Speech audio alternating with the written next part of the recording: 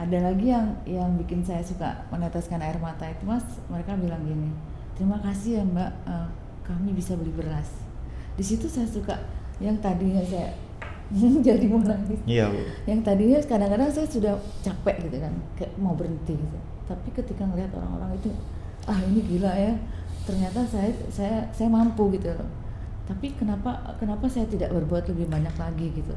Jadi makanya saya ngambil di sesi ini gitu. Oke, coba saya bantu dari sesi yang ini. Artinya kebermanfaatan saya mudah-mudahan bisa membantu mereka. Betul.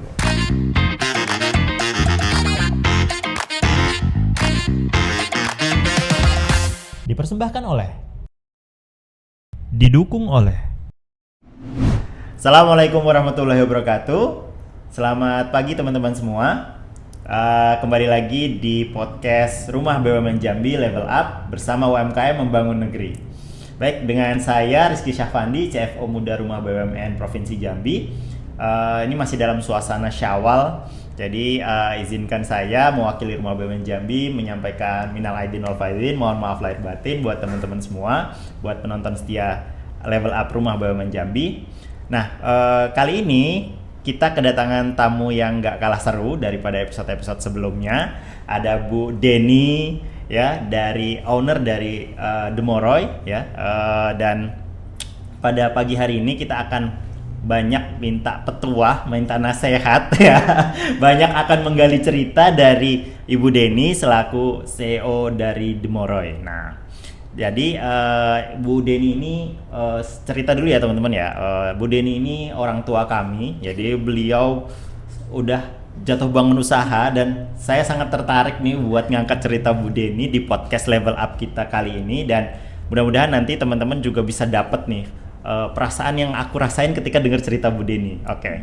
Ya.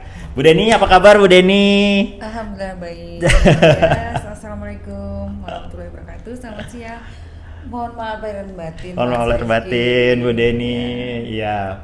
Jadi cerita dulu nih teman-teman ya, di belakang kita nih udah ada produk-produknya dari Demoroy ya. Jadi Demoroy ini nanti Bu Deni deh yang lebih cerita, lebih seru deh gitu ya. Cuma aku kasih sedikit ini aja ya, insight. Produknya tuh sesuatu yang dibuat dari pandan ya, dan sangat green aku bilang, karena memang produknya tuh ternyata sangat disukain sama orang-orang yang tahu tentang value apa itu. Tentu value tentang masalah green ya, masalah lingkungan gitu, isu-isu yang terkait lingkungan gitu. Dan ini ternyata udah dipasarkan banyak di luar negeri ya Bu Deni ya, banyak di luar negeri. Nanti mungkin bisa ambil ceritanya dari Bu Deni. Ternyata pasar di luar negeri itu juga beda-beda, ada dari negara mana ternyata punya standar tertentu, negara lain punya standar tertentu, dan ya jatuh bangunnya usahanya Bu Deni lah buat bisa terus berkembang sampai saat ini. Nah Bu Deni, mungkin pertanyaan pertama nih Bu Deni dari saya. Boleh dong Bu Deni ceritain dari pertama kali Demoroy itu ada, Demoroy itu eksis sampai sekarang. Boleh Bu Deni? Ya. Halo semuanya, sehat ya, tetap semangat. Jadi Demoroy itu sedikit cerita tentang brand ya Mas ya. Jadi Demoroy itu sebenarnya singkatan dari nama saya. Nama saya Deni Moroyati. Jadi kayak agak-agak unik gitu kan, Demoroy. Kayak agak-agak Latin gitu. Agak-agak Latin Bu.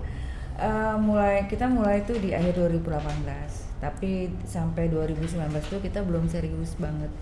Masih kayak cuman nyalurin hobi gitu kan, masih ngerasa main-main gitu loh, yang belum terlalu serius. Tapi sudah mulai produksi, artinya nggak nunggu permintaan, meskipun tidak ada permintaan bikin terus. Oke. Ya pada akhirnya kita waktu itu kemudian masuk pandemi kan Mas. Sebelum masuk pandemi itu kita sudah berencana nih mau membesarkan, ternyata pandemi. Nah jadi ya asal muasalnya berangkatnya mungkin dari hobi Mas ya. Seneng dengan seni, seneng dengan sesuatu yang kreatif, dan saya cinta lingkungan. Mungkin 3 hal itu saya padu menjadi membuat satu karya yang ternyata karyanya punya nilai bisnis gitu loh. Dan pada akhirnya ini kenapa cuma sampai hobi ya gitu loh. Kenapa nggak saya jadikan bisnis gitu loh. Yang akhirnya berkembang lah gitu loh. Jadi tidak hanya saya sendiri ya. Mungkin mungkin itu kali Mas sebagian. Oke. Nah, aku tuh punya pertanyaan sih Bu dari kemarin itu. Kan ini bahannya dari daun pandan yang dikeringin ya Bu ya? Iya. Ya gitu. Nah, kenapa pandan? Kenapa nggak mencoba yang lain? Kenapa ya pandan gitu kan? Kemarin waktu ada tamu juga dari Kementerian Perdagangan kan juga sempat kita diskusikan terkait pandannya gitu kan. Pandannya ada yang nggak berduri lah dan segala macam ya gitu ya Bu. Nah, kenapa sih Bu tertariknya ke daun pandan nih gitu? Apa nggak ada bahan baku yang lain gitu? Oh, jadi gini Mas, sebenarnya Jambi itu kaya bahan baku. Banyak sekali bahan baku yang bisa kita jadikan anyaman. Ya. Dan kita pun sekarang udah mulai ke sana gitu. Tapi kenapa saya ambil pandan dulu? Karena pertama yang terdekat dan bahan bakunya itu orang banyak kayaknya kurang begitu suka mengelola ini gitu. Jadi saya pengen beda aja dari yang lain. Ternyata setelah saya tekuni, pandan itu kan dari banyak jenisnya Mas. Nggak cuma satu yang kita pakai gitu. Jadi dari berbagai tipe pandan itu dia punya karakter sendiri-sendiri. Dari beberapa jenis yang saya ketahui ya, tapi mungkin ada pandan lain yang tidak saya ketahui. Yang ini menurut saya yang terbaik. Pandannya ya Bu ya. Pandannya terbaik dengan tekstur lebih baik dari pandan yang beberapa jenis yang lain. Dan yang paling penting itu adalah karena dekat Mas, jadi kita memangkas proses distribusi kan. Kalau jauh nanti kita jadinya kan mahal gitu. Karena kan kita di kota Mas. Oke. Jadi di pandan ini banyak di kota Jambi ya Bu? Enggak, maksudnya bahan baku itu tidak ada di kota Jambi, tapi yang terdekat adalah kita membeli dari masyarakat yang punya lahan di daerah Muara Jambi. Muara Jambi kan dekat sama kota. Iya. Kalau saya harus mau beli bahan baku dari Kerinci, kan itu mahal, jauh kan distribusi. Iya. Oke, jadi Ibu memaksimalkan potensi yang ada di daerah Jambi ya Bu ya? Iya, terdekat. Kalau memang mau kita lihat secara keseluruhan, sebenarnya bahan baku di Jambi itu banyak. Tinggal kita mau atau enggak mau eksplor. Ya. Nah, ini ya teman-teman. Jadi kalau kita lihat mungkin pandan itu tidak. Kalau kita lihat mungkin ya, ada yang merasa pandan itu tidak punya nilai ekonomi gitu ya, tidak punya nilai bisnis. Ternyata di tangan kreatifnya Bu Deni nih gitu kan, ini bisa disulap menjadi bahan, jadi barang-barang produksi yang sangat bagus ini, yang sangat diminati ke luar negeri juga gitu kan, pasar luar negeri. Itu udah kemana aja sih Bu pasar luar negerinya Bu Deni? Kalau hand and carry itu banyak Mas ya. Kalau hand and carry kan orang beli satuan gitu untuk dibawa ke sana itu banyak, ada beberapa negara lah ya. Tapi kalau kita yang dalam jumlah banyak itu di tahun 2022 itu yang kantong belanja itu Ponjen Belanja. Yang ini ya, yang contohnya seperti ini ya Bu ya. Jadi itu kalau hak ciptanya namanya Ponjen Belanjo. Kita ngambil bahasa Jambinya. Ponjen Belanjo. Oke. Ponjen Belanjo. Nah kalau itu yang udah masuk pasar sana. Tapi kalau expo ada, kita ini expo yang kedua kemarin di Maroko baru-baru ini. Memang excited sekali orang di sana, lebih apresiasi kayaknya dengan barang-barang seperti ini Mas gitu. Sehingga PIC yang mengurusi itu kan agak kewalahan katanya gitu. Jadi begitulah ceritanya. Ya. Nah, ini kan produk fashion ya Bu ya, gitu kan, produk fashion penunjang fashion ya gitu. Dan aku bilang unik sih karena memang nggak semua market juga mungkin ya yang disasar sama Bu Deni gitu ya. Dari memang kayak tadi orang yang sangat menghargai value dari sisi lingkungan, value dari sisi seninya dan seterusnya gitu ya. Nah, caranya Bu Deni nih memasarkan produknya Bu Deni ini gimana sih Bu? Mungkin kan tadi ya tiap usaha, tiap produk itu bisa beda-beda nih gitu. Nah kalau Bu Deni gimana nih bisa sampai ke luar negeri nih teman-teman? Bisa jadi ini nih cerita buat dipakai sama teman-teman Bu Deni. Iya alhamdulillah sih pastinya kalau di saya maksudnya setiap kita punya produk itu apapun yang terjadi itu harus terpasarkan bagaimanapun caranya. Kitanya sendiri yang berjuang, orang lain hanya membantu kan. Jadi kita sendiri yang harus dengan gigih mencari pintu-pintu kemanapun itu. Gitu.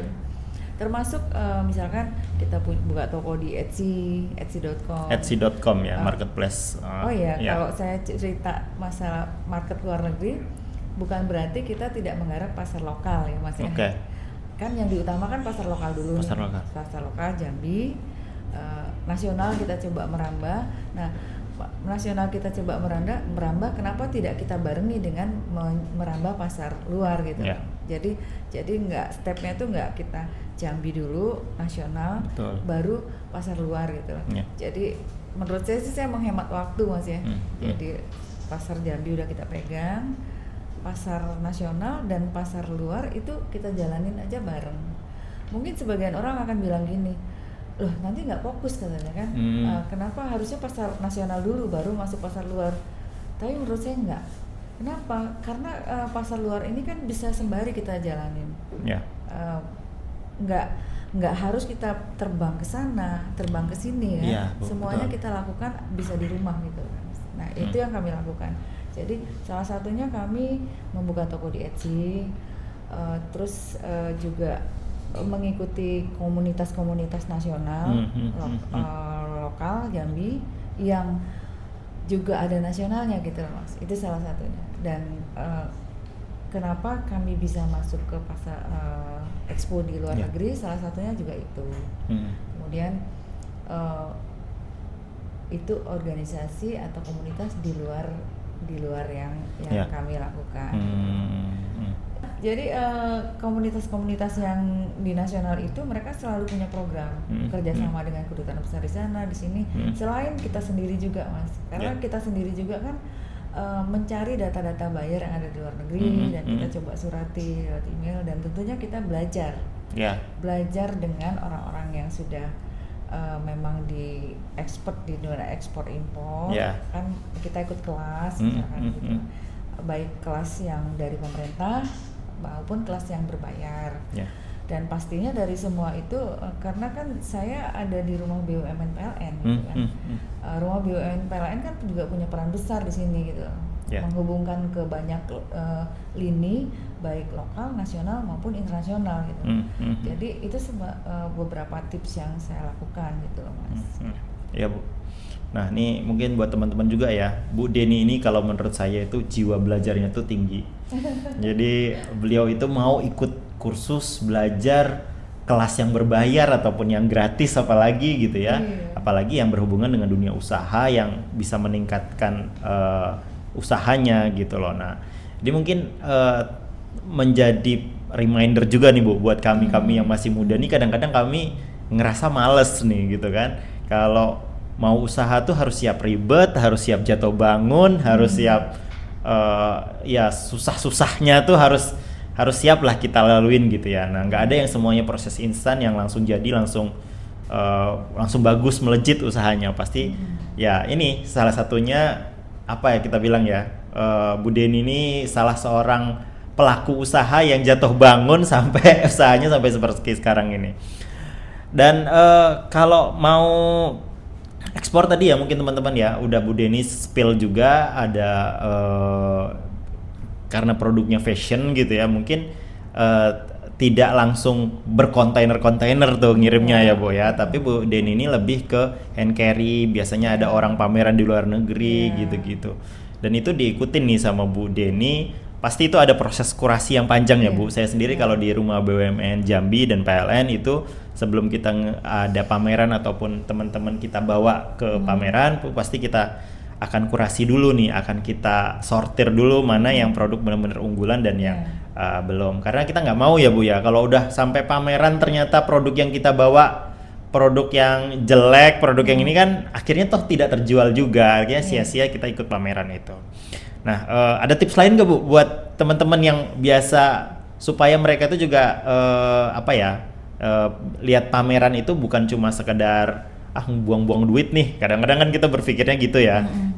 Mungkin dari Bu Deni ada masukan Bu. Oh iya, jadi gini, kan kita melakukan mengembangkan usaha seperti ini. Pertama yang harus kita benerin itu ada produk kita dulu kan. Produk kita tuh harus bener, baik, dan kita jangan ngelihat produk kita sendiri. Kita harus lihat produk orang lain yang lebih baik lagi. Betul. Jadi kalau ada pameran besar yang memang kelasnya nasional tapi berskala internasional gitu kan, terus kita nggak bisa ikut pameran karena kan harus bayar stand mahal misalkan, belum punya kesempatan, ya kalau memang kita mau berkembang nggak ada salahnya investasi. Dan itu saya sudah lakukan sebelum saya menekuni sebelum 2018. Itu saya sudah lakukan. Jadi saya belum jadi UKM tapi saya sudah ngeliat Inakrab gitu loh. Oh gitu, Ya. data dulu ya Bu ya. Jadi menurut saya itu jadi kayak studi banding, insight buat kita gitu loh. Oh gini ternyata produk-produk yang tampil di sini kualitasnya seperti ini gitu loh. Jadi nggak kita ngerasa bahwa punya kita aja sendiri yang bagus Mas gitu loh. Ada punya orang yang sangat luar biasa, dan kemudian setelah kita tahu nih ngelihat produk-produk orang, kita balikan ke diri kita lagi sendiri gitu loh. Bahwa kita harus cari nih produk kita tuh karakternya seperti apa gitu loh. Karena kan kalau kita ngomong soal tas anyaman Mas, itu banyak banget orang bikin tas anyaman kan. Tapi bagaimana membuat kita tuh berbeda dengan orang lain gitu loh. Kayak contohnya anyaman, itu akan kaya banget Jawa ya, Jogja, sekitarnya gitu lah, Jawa Tengah dan sekitarnya, Kalimantan, Bali, Lombok, itu kan mereka kaya sekali gitu loh. Tapi bagaimana kita berani bersaing dengan karya-karya mereka yang luar biasa. Jadi kita harus mampu berbeda. Pertama berbeda dulu, itu di kita ya. Kemudian ya kualitasnya kita perbaiki terus perbaiki. Ya itu dari sisi produk ya. Tapi dari sisi yang lain kan nggak cukup dengan produk aja gitu loh. Tapi menurut saya sih pertama kalau mau jadi UKM itu kan memang pertama itu tadi Mas, ya, siap stres, siap capek gitu loh, siap repot gitu loh, tidak gampang mengeluh gitu kan. Jadi capacity building itu harus dibangun terus Mas, gitu. Mental dikuatkan, meskipun produk kita bagus nih, udah bagus banget misalkan produk kita, tapi kalau mental kita nggak baik, kurang di up terus kan, harus naik terus ya dari satu tangga 2 terus gitu kan. Nah kalau ini nggak kita bangun juga, produk kita bisa hilang menurut saya sih gitu.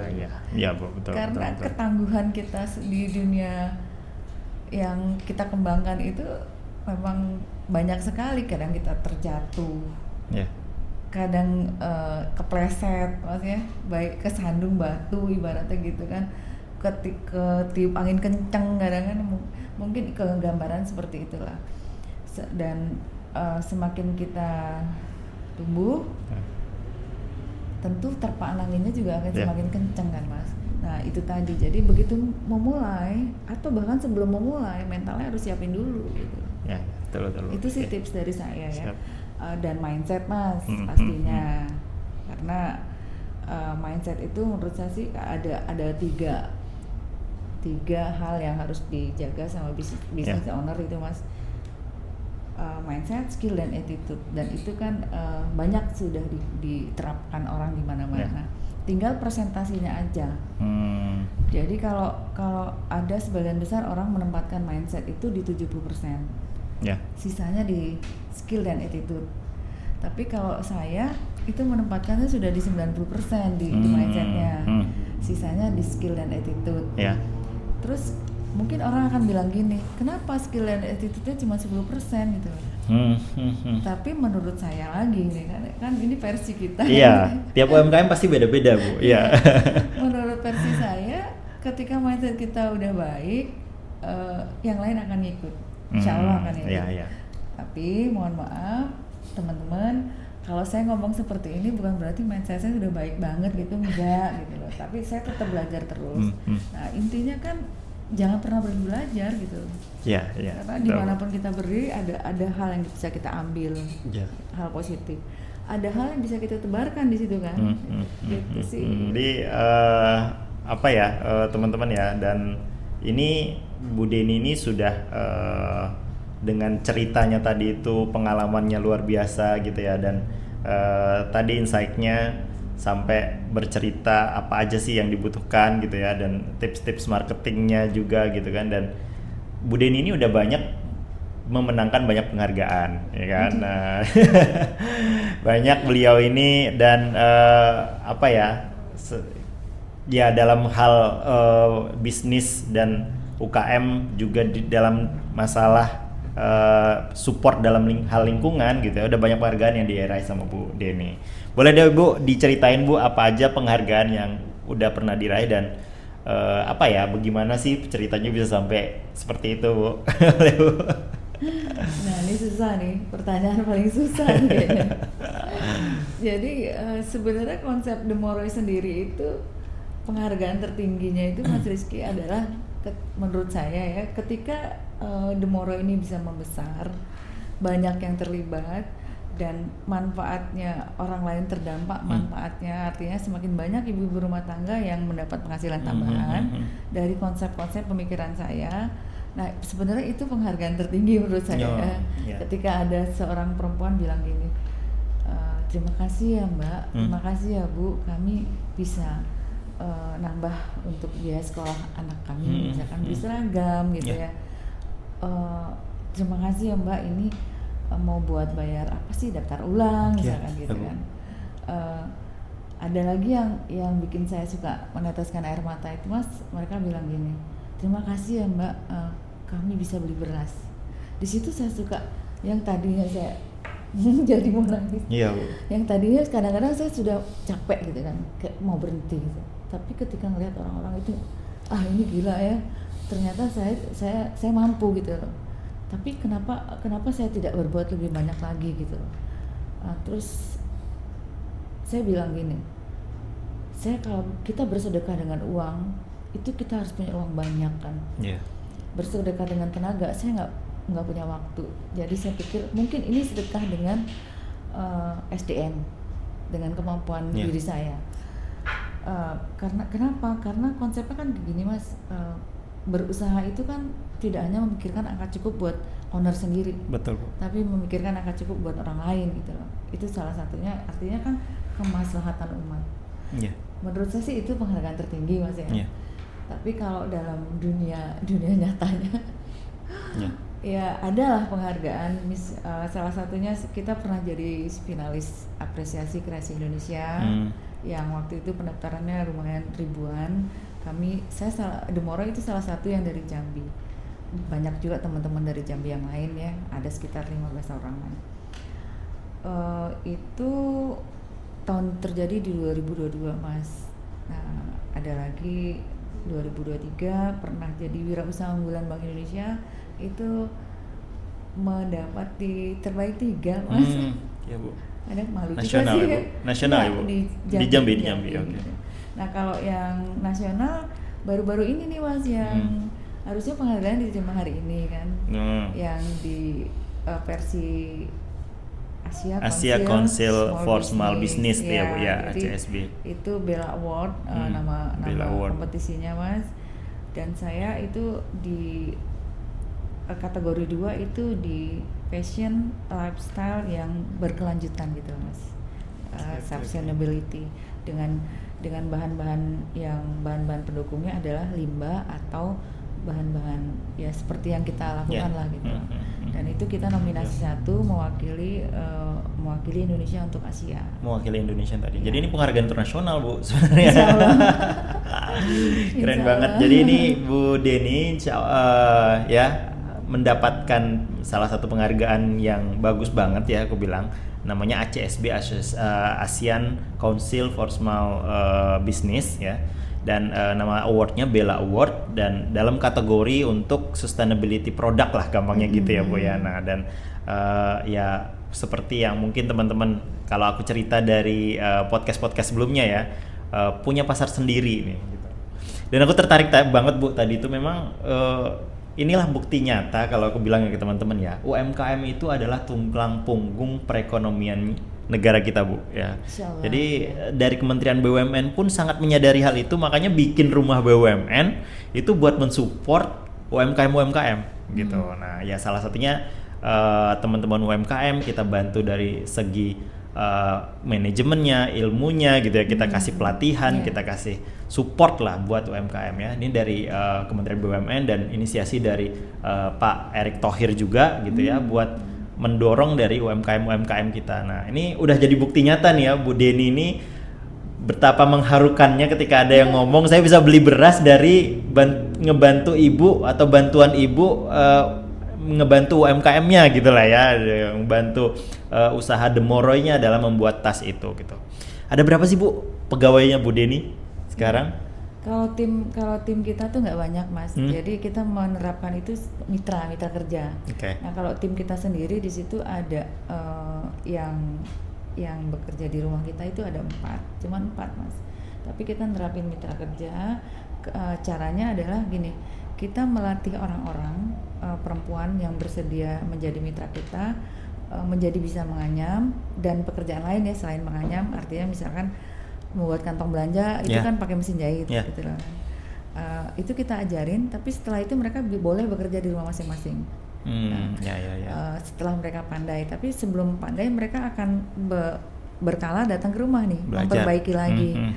Yang ini gimana caranya ya, kok belum ketemu, belum dapat gitu caranya. Belajar lagi sampai dia pinter, sampai dia anyaman yang sesuai dengan kriteria kita. Baru kita tentukan nih, oke, sudah bagus nih gitu kan, kita bikinlah sesuai dengan ukuran yang kita mau. Kita coba dulu dari sedikit, bikin 2 dulu, kita pengen tahu tingkat kerapiannya. Kalau 2 rapi, Mas, kita naikkan lagi, naikkan jadi 4. Kalau 4 masih rapi, kita naikkan lagi. Kadang-kadang ada nih yang pertama dia bikin 2 rapi, kemudian kita naikkan menjadi tiba-tiba 10. Itu dia hanya ngejar 10-nya aja, ngejar 10-nya aja, kerapiannya enggak. Sementara kita kan nggak bisa jual kalau nggak rapi, Mas. Betul. Nah, akhirnya kita turunin lagi, oke, kita kurangin jadi 4. Setelah dia rapi semuanya, baru itu kita ada nilai bayarnya, Mas. Ada nilai bayar. Nah, yang seperti itu kita nyebutnya mitra kerja. Kemudian yang kantong belanja juga, Mas, itu ada yang mesin jahitnya yang punya kita dibawa ke rumahnya. Setelah dia pinter, dia kerjanya di rumah masing-masing. Karena konsepnya kan gini, Mas, kita memberdayakan perempuan, ibu-ibu rumah tangga. Ya, jadi terutama itu, tapi mungkin suatu saat kan bisa aja berkembang gitu. Tapi konsep awalnya kan seperti itu. Perempuan itu, Mas, ibu rumah tangga itu kan banyak sekali sebenarnya mereka yang butuh penghasilan tambahan. Catatannya nih Demoroy ini, Mas. Hasil kerja mereka ini, Mas, nggak bisa dijadikan penghasilan utama untuk saat ini. Harapannya perjuangan kita tuh akan jadi penghasilan utama. Jadi ibu rumah tangga ini kan tadi butuh penghasilan tambahan, kemudian mereka tetap bisa mengerjakan pekerjaan yang dari kita dengan komitmen tadi kan mereka memang mitra kita, tapi bisa tetap mengerjakan pekerjaan rumahnya. Jadi saat dia ngantar anak sekolah, saat anaknya ngaji gitu kan, dia pergi. Kadang-kadang ada juga yang anaknya nggak bisa ditinggali, tapi dia harus kerja ke rumah kami, itu dibawa. Nah, jadi fleksibilitasnya tuh seperti itu. Karena perempuan ibu rumah tangga itu, Mas, sebenarnya banyak sekali yang mereka terkamuflase, menurut saya terkamuflase dengan status mereka punya suami, ya kan? Oh, itu ibu rumah tangga aman kok, dia punya suami, hidupnya fine lah gitu mungkin. Tapi sebenarnya banyak juga ibu rumah tangga yang sebenarnya tidak cukup gitu. Kan anaknya 4 misalkan, sekolah semua, ada yang SMA, SMP, SD, mungkin TK, dengan penghasilan yang tidak mencukupi. Di situ ya pasti yang pusing ibu rumah tangga kan, Mas. Kekurangannya tuh nutupnya dari mana gitu loh. Nah, saya karena kita tuh ibu rumah tangga pernah ngerasakan itu gitu loh. Belajar dari pengalaman sendiri, Bu. Betul. Jadi makanya saya ngambil di sesi ini gitu. Oke, coba saya bantu dari sesi yang ini. Artinya kebermanfaatan saya mudah-mudahan bisa membantu mereka. Gitu. Menjadi manusia yang bermanfaat untuk orang lain ya, Bu ya. Benar banget. Jadi tadi total pegawai yang standby di rumah di tempat produksi Bu 4. Terus mitranya Bu berapa? Oh, kalau mitra ada sekitar 6 6, yang 8 itu yang 2 kadang tentatif gitu. Nah ini kita baru mendapat satu lokasi lagi Mas yang akan kita garap, sudah follow up gitu kan. Jadi mereka satu lokasi, nanti kita akan tanamin bahan baku juga di situ. Terus kita latih, mereka sendiri sudah yang minta gitu loh. Ada beberapa orang memang di pinggiran juga sih, pinggiran ekonomi. Karena kalau di kota susah Mas, banyak yang bahan bakunya aktivitasnya tadi tinggi. Jadi kalau kita set itu satu tempat, nanti bahan bakunya juga kita tanam di situ. Jadi mereka kerjanya kan nggak harus jauh gitu loh. Dan kita nanti yang berkala ke sana. Jadi satu kelompok kerja lagi di situ gitu Mas. Baru ini malah tadi pagi kita baru ngobrol terakhir, komunikasi terakhir dengan mereka. Oh, jadi menciptakan kelompok-kelompok baru ya Bu ya, nanti jadi mitra lagi, jadi mitra lagi. Dan itu dilatih. Yang kerennya itu adalah Ibu tuh bersedia untuk melatih mereka sampai mereka bisa gitu kan, sampai mereka udah istilahnya bisa menghasilkan dan bisa kirim ke Ibu, dan baru Ibu produksi lagi buat ditindaklanjuti gitu ya. Ini bisnis yang aku bilang membuat value baru gitu. Jadi Ibu menambah rantai supply baru gitu kan, dengan menambah supplier baru lah istilahnya gitu. Ibu sendiri yang menciptakan supplier Ibu. Keren sih kalau saya bilang Bu Deni ya. Jarang ada bisnis yang kayak gitu loh, dia malah menciptakan suppliernya buat membantu usahanya. Nah, terus juga tadi ya Bu, pelatihan yang dikasih ke SDM itu jarang sih ada perusahaan yang kayak gitu. Maksudnya ya udah sekedar ngapain sih SDM tuh dikasih kerjaan udah cukup gitu doang, tapi sama Bu Deni sampai dikasih buat menambah kebermanfaatan itu tadi, dia bisa merajut lah. Dia nggak cuma merajut kan Ibu ya? Mitra itu tadi? Enggak, kan? ada hal lain. Jadi nanti biasanya kita akan lihat nih spesifikasinya tiap orang kan berbeda nih Mas. Yang ini kayaknya dia skillnya di nganyam gitu. Yang ini menganyam ya, menganyam. Yang ini skillnya di menjahit gitu. Nah jadi cerita ini nih Mas, cerita tentang pelatihan ini kan kita udah lakukan dari 2019. Ternyata saya coba mengusulkan nih ke ini kan ke rumah BUMN PLN gitu. Ternyata saya diapresiasi gitu, direspon dengan baik, dan apa yang kita lakukan itu didukung gitu. Didukung dengan apa yang kami butuhkan itu di backup gitu. Jadi alhamdulillah yang untuk tahun 2024 ini yang kami laksanakan di lokasi yang baru ini Mas, kita kebantu nih.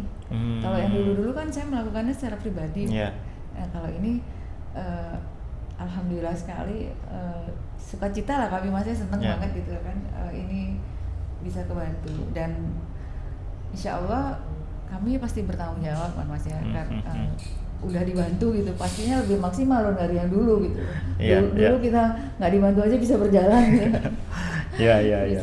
Jadi sekedar info teman-teman, jadi Bu Deni ini kemarin mendapatkan bantuan mesin produksi dari PLN Indonesia Power, unit pembangkitan di Kota Jambi ya Bu ya. Nah, jadi kemarin dapat bantuan, dan inilah ya yang dilakukan Bu Deni untuk pertanggungjawabkan adalah memberikan bantuan pelatihan juga gitu ya, kemudian memberikan teman-teman mitra tadi itu buat jadi suppliernya Bu Deni gitu ceritanya gitu. Kan nggak bisa kerja sendiri Mas. Bisa kerja sendiri. Harus sudah ada orang lain yang membantu kita. Kalau kerja sendiri ya kita nggak bisa jadi besar.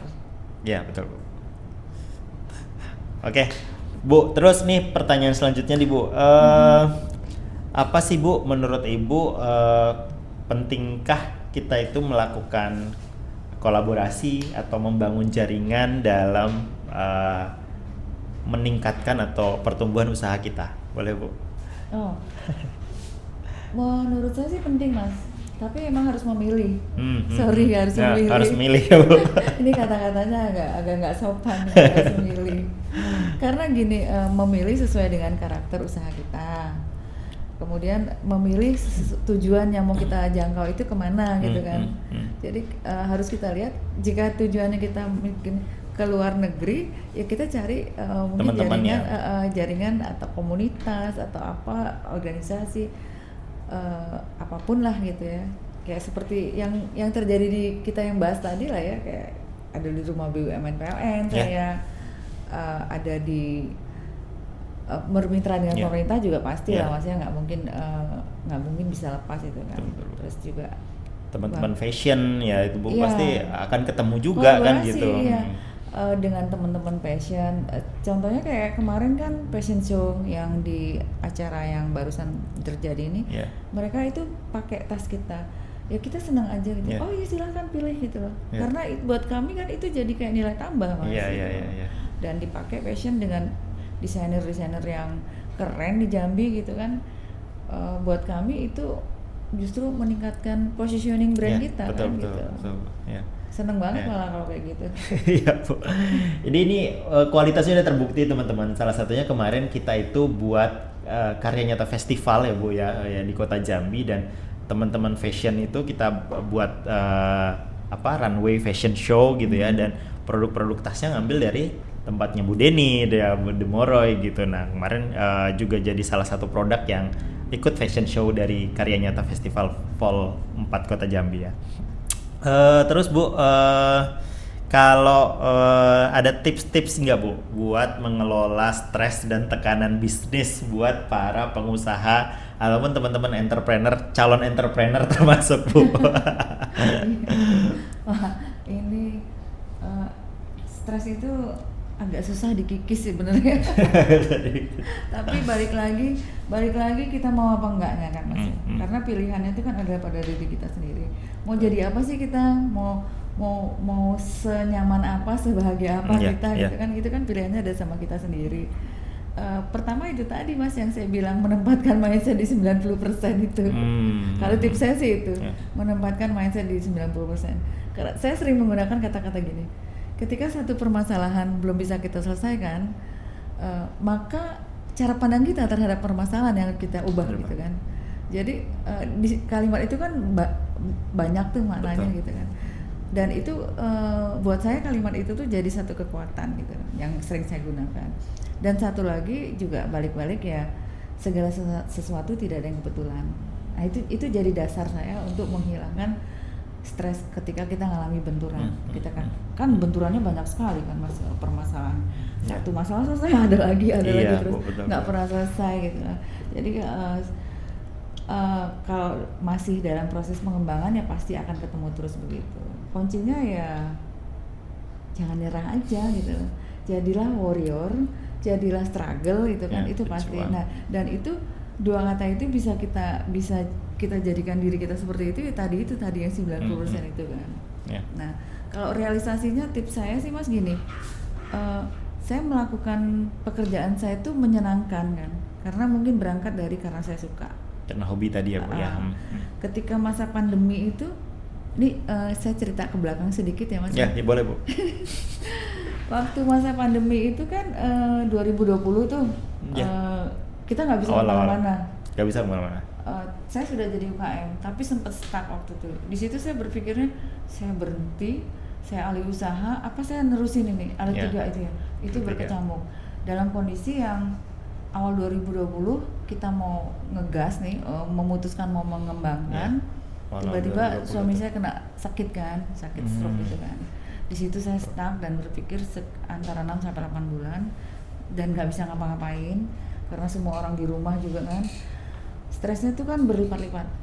Tapi saya melampiaskan dengan hobi saya suka melukis, saya suka membuat sesuatu yang unik gitu kan. Itu sembari mengurusi suami saya yang di tempat tidur, kerjaan saya bawa kamar, saya bawa meja. Saya bawa pakai lampu kecil, terus di situ saya ngelukis. Apa aja terserah saya. Yang penting fokus saya teralih. Jadi jatuhnya tuh saya mengalihkan fokus kan. Mengalihkan fokus. Itu contohnya itu waktu masa pandemi. Dan pada akhirnya kita bisa melewati itu. Itu contoh satu ya. Nah, hal lain lagi setelah ini berjalan Mas, yang saya kerjakan itu adalah hal-hal yang menyenangkan menurut saya. Kenapa itu jadi menyenangkan? Karena itu saya bilang menyenangkan gitu loh. Karena mindset tadi udah dibangun menyenangkan ya. Saya bilang itu menyenangkan gitu loh. Dan saya selalu bilang pekerjaan saya menyenangkan. Jadi kalau orang lain butuh healing, saya mengalihkan pikiran saya ke pekerjaan saya yang mengasihkan ini. Healingnya itu adalah bekerja gitu ya. Menurut saya meskipun tidak bisa hilang 100% Mas ya, itu teralih fokus saya, itu satu. Tapi yang paling menyenangkan sekali jika memang setelah itu masih butuh dibuang ini kotoran residu yang di kepala, saya biasanya main ke alam. Main ke alam sembari saya hunting bahan baku kan. Iya.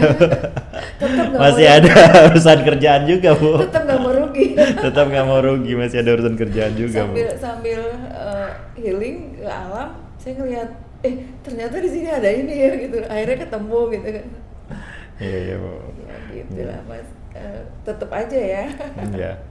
Oke, jadi ya itu ya, sempat jatuh juga Bu Deni ya, dan apa pas masa pandemi ya, kebayang teman-teman orang yang jualannya mungkin udah jualan biasa ya, maksudnya ya makanan ataupun minuman yang udah biasanya udah susah kan, pandemi ini mungkin lebih kreatif, bisnis kreatif lah ya gampangnya kita bilang itu pasti terdampak. Dan malah kalau dengar dari cerita Bu Deni sempat requestnya itu sampai udah sold out ya, sampai waiting list jadi udah pada saat pandemi itu teman-teman. Jadi memang Allah tuh maha baik ya Bu ya, bisa memberikan kita rezeki dari hal ya, pintu yang nggak disangka-sangka, berbagai macam pintu yang bisa memberikan kita amazed lah, wah ternyata nggak nyangka gitu. Pada saat pandemi orang semua susah cari pasar, Bu Deni malah sampai waiting list sampai kurang gitu. Iya, ya buat saya itu sih satu keajaiban Mas ya. Kadang-kadang memang kalau Allah sudah berkehendak itu kan nggak masuk akal. Dan kami itu ngalami ketika Expo Jambi pertama kali setelah pandemi Mas. Memberanikan diri waktu itu ngambil stand mandiri, artinya stand berbayar. Nggak sendirian, tapi patungan sama beberapa teman, jadi 2 stand itu bertiga. Di antara bertiga itu kayaknya mungkin teman saya yang 2 itu nutupin kali, saya mereka nggak ngomong. Kayaknya saya yang bayarnya paling sedikit deh. Saking mungkin mereka mau bantu. Dan waktu itu kami Expo itu hari ketiga atau keempat kan 5 hari ya, itu barang saya udah habis semua. Dengan ya mungkin kalau orang bilang paling barangnya cuma 10 kali ya makanya cepet habis, enggak kok, barang saya waktu itu banyak gitu. Pokoknya lebih dari 100 pieces yang sekitaran kalau sama kantong belanja mungkin ada sekitaran 200-an. Dan hari keempat itu saya ke situ udah cuman main-main aja karena barang saya tinggal 1. Dan itu di luar dugaan, ternyata ini masa pandemi kok bisa kayak gini gitu kan. Dan yang saya awal pameran saya nggak punya uang. Selesai pameran tuh uangnya di kantong tuh tebel gitu. Karena waktu itu banyak yang bayar cash. Iya. Qadarullah. Iya. Jadi sampai kosong nih Bu standnya Ibu karena orang sudah beli semua. Baik, itu mungkin teman-teman sesi podcast kita kali ini, podcast keempat ya, dengan Ibu Deni Moroyati ya, Bu owner dari The Moroy ya. Mudah-mudahan banyak hal yang bisa kita ambil ya dari cerita-cerita dengan Bu Deni tadi. Teman-teman semua jangan lupa buat subscribe, like dan juga komen ke YouTube kita Rumah BUMN Jambi, ataupun mau komen juga ke Instagram kita, main-main ke Instagram kita di Rumah BUMN Jambi. Juga bisa chat langsung Japri dengan admin dari Rumah BUMN Jambi. Untuk lokasi kantor kita di Pasir Putih ya, samping Natasha, ataupun bisa teman-teman ke Jelutung di sebelah kantor PLN Kota Baru ya. Nanti bisa mau daftar, mau konsultasi tentang bisnisnya, tentang usahanya, mendaftar jadi binaannya Rumah BUMN Jambi, dan juga nanti dapat fasilitas-fasilitas lain yang tentunya membantu teman-teman dalam mengembangkan usahanya. Mungkin saya pamit ya dari teman-teman semua bersama Bu Deni ya. Ini terima kasih teman-teman sudah menonton podcast Level Up bersama Rumah BUMN, bersama UMKM Membangun Negeri ya. Dan kita akan ketemu lagi di podcast-podcast selanjutnya yang tentunya dengan cerita-cerita dari UMKM yang lebih seru. Oke, saya tutup. Wassalamualaikum warahmatullahi wabarakatuh. Terima kasih teman-teman. Bersama UMKM membangun negeri. Terima kasih Bu Deni.